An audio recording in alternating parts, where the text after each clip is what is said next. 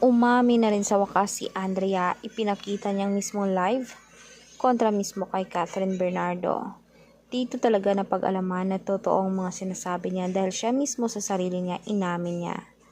At talagang na-insecure pala siya sa beauty ni Catherine. Sa mga pinanggagawa ni Daniel sa kanya sa pagiging gentleman, pagiging boyfriend at husband material ni Daniel sa kanya. Yun pala ang kinai-insecure niya. Kaya nagawa niyang ahasin itong si Daniel kay Catherine Bernardo.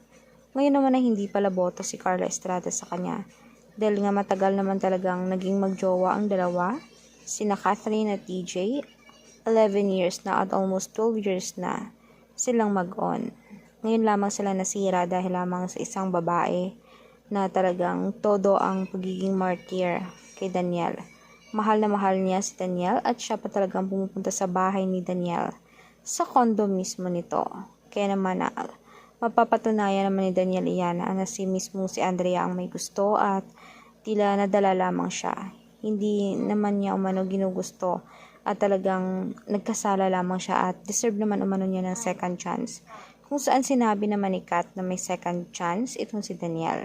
Dahil kahit papaano ang pagmamahal ay umaapaw, ang galit ay mapapawi naman umano, ngunit sa bandang huli ay wag nang ulitin muli.